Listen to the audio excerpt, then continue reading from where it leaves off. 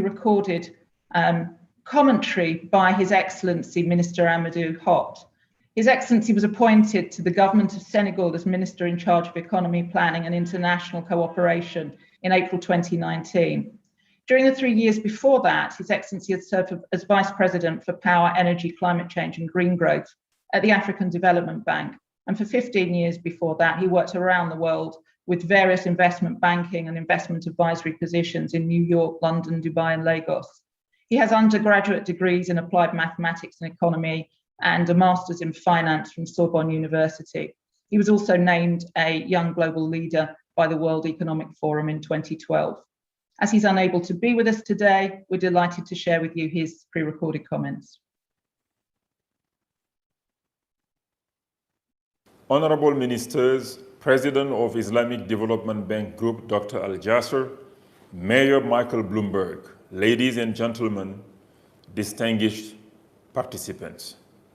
A business-as-usual approach no longer works in this COVID-19 pandemic and climate change environment.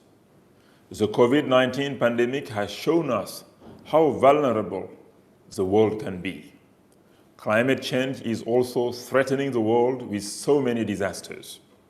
This situation reminds us of the need for urgent actions and for more focus on SDGs to achieve a sustainable development for our countries.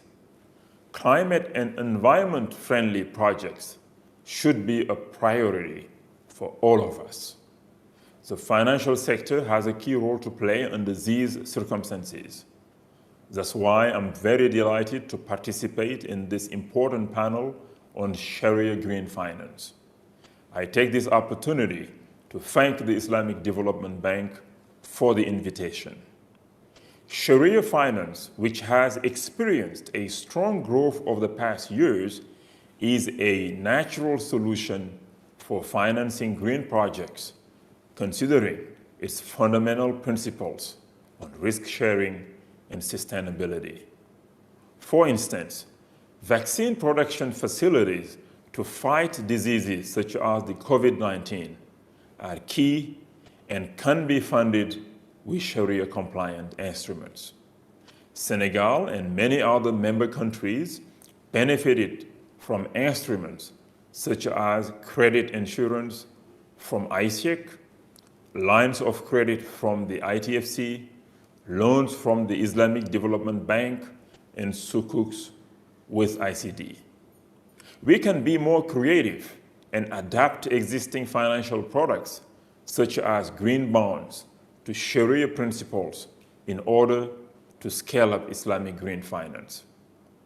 This will require efforts from all players, including regulators and banks, but also from governments and the private sector.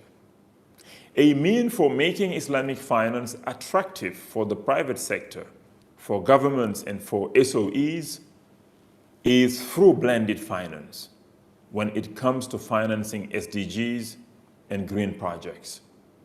Regulators can also set a minimum percentage of green projects in banks and other investors' portfolios. The Islamic Development Bank Group has a key role to play.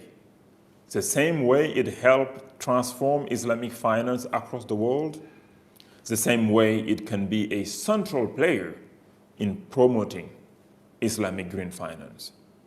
The bank group will be a pioneer for innovative Sharia green instruments, and I trust there will be compelling ideas today from this panel. New solutions should be attractive to private sector as well. Indeed, many countries pursuing SDGs face higher level of debt and need private sector investments in green projects. Supporting innovation can also help reduce the cost of green projects, especially in the energy sector.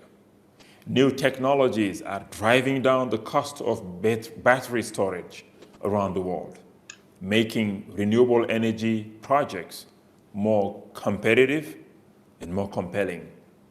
Finally, a key source to consider for blending finance is the zakat, which annual amount is estimated at more than $300 billion.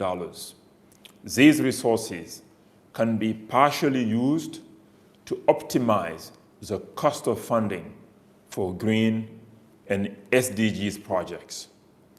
Let's all be creative and make the necessary reforms to foster Islamic green finance for a shared, sustainable prosperity. Thank you for your attention.